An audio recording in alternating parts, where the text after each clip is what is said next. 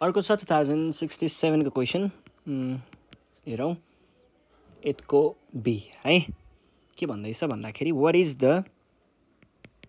probability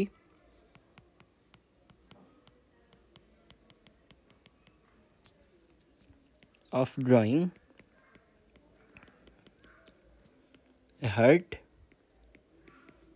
or an ace from a deck of 52 cards. यो छ अब हेर्नुस् है यहाँ हामीलाई के भनेको छ drawing a heart or an ace अब के हुन्छ भन्दाखेरि हामीसँग heart spade clubs and diamonds यसरी यति हुन्छ अब यसरी चारवटा डिफ्रेन्ट टाइपको कार्डहरू हुन्छ यो 13वटा यो 13वटा यो 13वटा यो 13वटा ठीक छ र 13वटा मध्ये पनि एक्का सबैलाई परेको हुन्छ है अब हामीसँग 13वटा हार्ट छ ठीक छ 4वटा एस छ ठीक छ ल हेर्नुस् है अब यहाँ के भयो भन्दाखेरि 4वटा एस हामीलाई के हुने हो भन्दाखेरि यो आए पनि हुने हो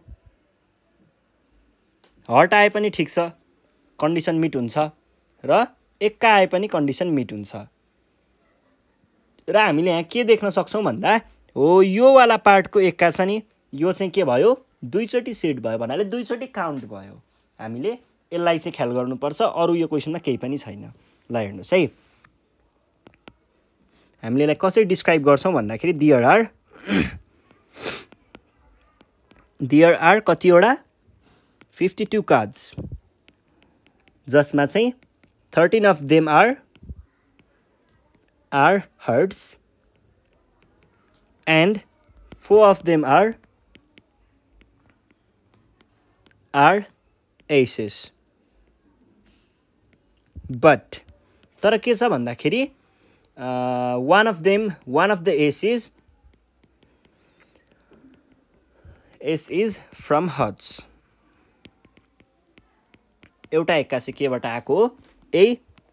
हर्ट्सबाट नै आएको हुन्छ है which is common for both है दुवैको लागि कमन भयो त्यसो भइसकेपछि हामीले के भन्ने भयौ त total number of possible cases 52 मा एउटा कार्ड झिक्दाखेरि total number of possible cases 52 नै हुन्छ है total number of possible cases भनेको 52 नै भयो त्यसपछि हाम्रो एम भनेको के हो number of favourable cases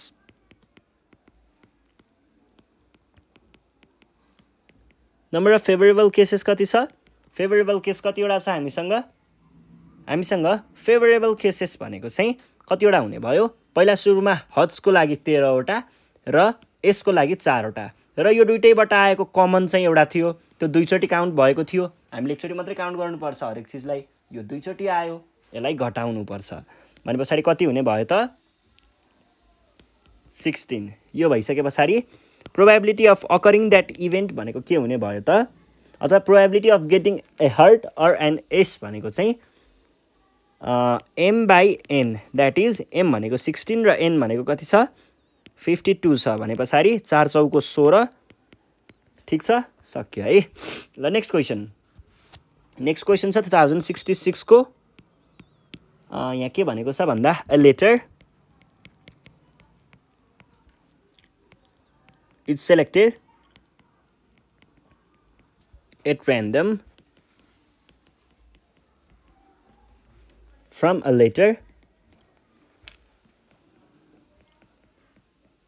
letters of the word probability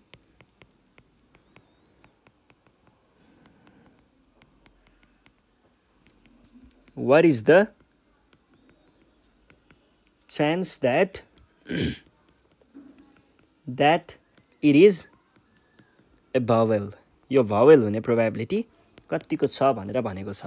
अब हामीले प्रोबेबिलिटीलाई एकचोटी हेरौं है त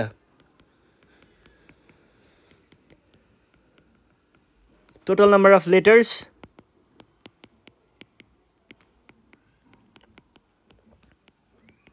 कति छ 1 2 3 4 5 6 7 8 9 10 11 11 वटा चाहिँ हामीसँग यहाँनेर लेटरहरू छ त्यस पछाडी टोटल नम्बर अफ लेटर्स पछाडी अर्को हाम्रो के हुनु पर्यो भवेल टोटल नम्बर अफ भवेल्स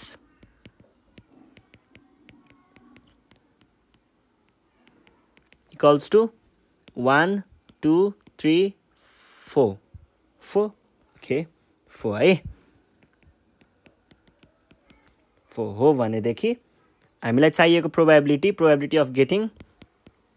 भवेल भनेको कति हुने भयो त number of vowels divided by number of letters that is 4/11 which is our required probability next question हाम्रो अर्को क्वेसन के छ 1066 को क्वेसन छ what is the probability of getting king or a queen from well shuffled deck of 52 cards what is the probability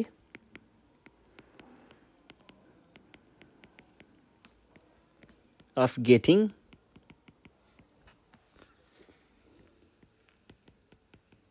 a king or queen from well shuffled deck of 52 cards fine ल हेर्नुस् है हामीसँग 52 वटा card छ 52 वटा कार्डमा 4 वटा king हुन्छ 4 वटा क्वीन हुन्छ भनेपछि यो निक्लिने प्रोबेबिलिटी 8/52 हो भन्दा त सजिलो छ तर लेख्दाखेरि के हुने रहेछ हेरौँ है त there are 52 cards जम्मा 52 कार्ड हुन्छ and there are 4 kings त्यहाँनेर 4 वटा किङहरू हुन्छन् र 4 वटा क्वीनहरू पनि हुन्छन् है त्यस पछाडी अब यहाँनेर हाम्रो total number of possible cases भनेको के हुन्छ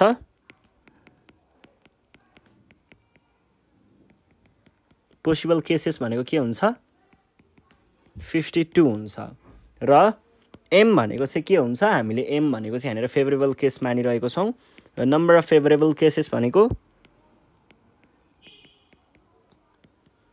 फेभरेबल केसेस भनेको 4 + 4 द्याट इज 8 हुन्छ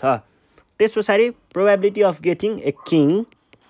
कि किङ आउनु पर्यो कि क्वीन आउनु पर्यो भनेर हामीलाई क्वेशनले भनेको छ अब यसमा हामीले के गर्नु पर्यो त भन्दाखेरि probability of getting king or queen भनेको त n/m हो यो कचङ किन गर्नु डाइरेक्ट m/n है 8/52 फाइन सक्यो 2/13 यही हाम्रो एन्सर हो सक्यो है ल यति नै हो अब अरु खालको प्रब्लमहरु यहाँबाट छुटेर झुकेर पनि कुनै एउटा एक दुईवटा छुटेछ भने त्यो तपाईहरुले आफैले प्रब्लम सल्भ गर्न सक्नुहुन्छ किनकि यहाँनेर भएको भेराइटी अफ क्वेशन्स हामीले त्यो प्र्याक्टिस गरिसक्यौं र यति नै हो है प्रोबेबिलिटीबाट अब प्रोबेबल क्वेशनहरु भनेको अनि तपाईहरुले पढ्नुहोस् के प्रब्लम भयो भने हामीलाई कन्ट्याक्ट गर्न सक्नुहुन्छ 9849595895 आफूले नजानेको क्वेशनहरु फोटो खिचेर पठाउन सक्नुहुन्छ हामी त्यो प्रब्लमहरु सल्भ गरिदिउँला है भन्दै आजको क्लासबाट चाहिँ नेपाल अनलाइन स्कुल बिदा माग्न चाहन्छ हामी यो भन्दा नेक्स्ट सेसनमा चाहिँ रेशियो एन्ड प्रपोर्सन हाम्रो युनिट नम्बर 15 स्टार्ट गर्ने छौं त्यसको लागि रेडी भएर बस्नु होला ल यति भन्दै आजको क्लासबाट चाहिँ नेपाल अनलाइन स्कुल बिदा माग्न चाहन्छ थ्यांक यू